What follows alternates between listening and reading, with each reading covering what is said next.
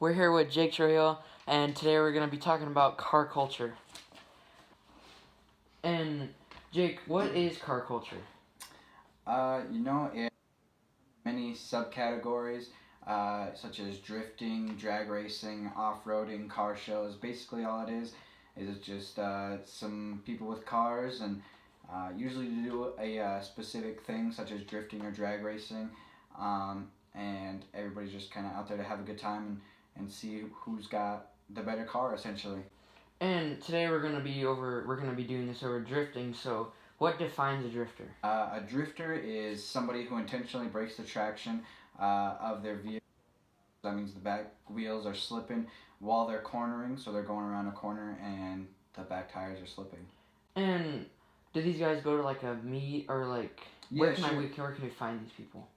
Usually these guys can be found that's put on by a sponsor.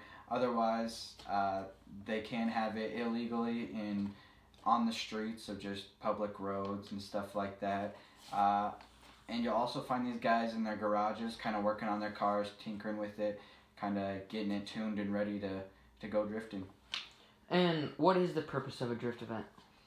The purpose of a drift event is to showcase one's skill and their car, see what everybody's got, and see how the one guy's drifting compared to the next guy, what's working and what isn't, and kind of really how to drift.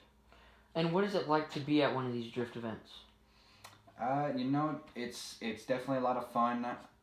What you'll usually see is all these cars parked, guys got their hoods open, people are coming by, asking them questions, giving them the thumbs up and stuff like that. Everybody's kind of just waiting for their own time on the track. They'll take a lap, go back, park, go see everybody else's car. And when you are at these drift events, what is expected of you personally? You're just kind of there to observe other people's cars, maybe ask some questions if you got them about your own car, and maybe about your own techniques and how you should be drifting, or what works for one person, what doesn't. And what do these drift cars look like? They're typically cars, foreign models, Toyota, Honda, Nissan, things like that. They'll usually be lowered for drifting.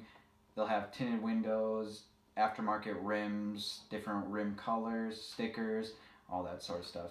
And let's say I go to one and I'm hearing all these like this. Do you guys have like a certain lingo you guys talk to? Or yeah, sure. We have a bunch of car parts in certain cars, such as like a 2JZ engine or a 240SX car. There's also other ways to talk about how a car may look. Mint if it's really good. If it gets crashed, it got stuffed.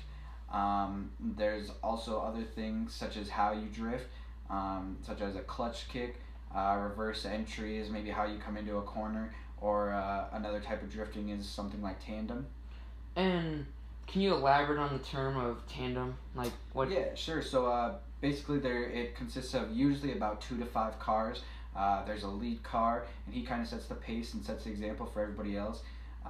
He'll go into a corner, and as soon as the person behind him sees his tires break traction, they'll break their own car's traction, and then it kind of just follows down the line and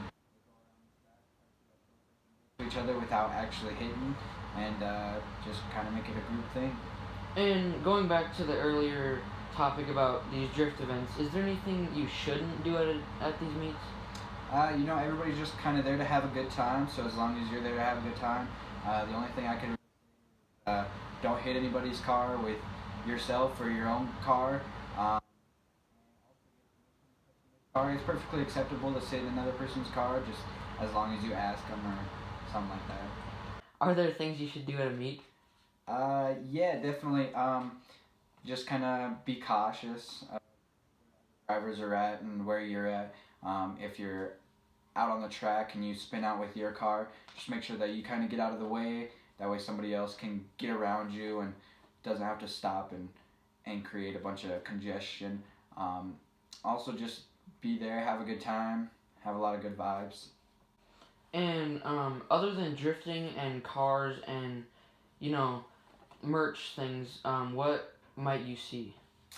You'll probably find a lot of booths that have merchandise that they're selling that pertain to the drift culture, with little sayings on like the shirts or something like that, or you might have stickers for your car.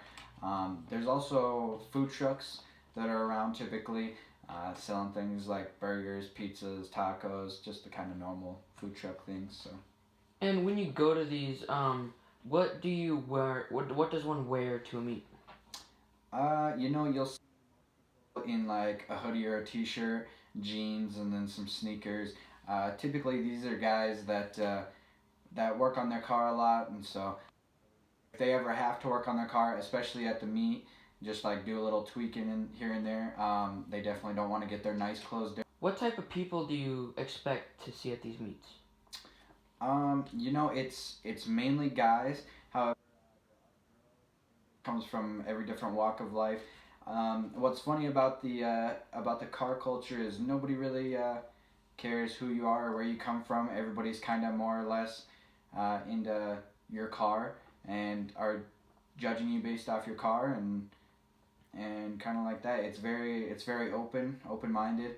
Everybody might razz you about your car if it's a certain one, and but it's all in good fun. Everybody's just out there to have a good time. So. And referring back to where, like what is car culture? Where did drifting come from, and how does it reflect on today's drifting scene? Well, drifting came about mainly in the 30s. It started coming out when people were going through the autocross.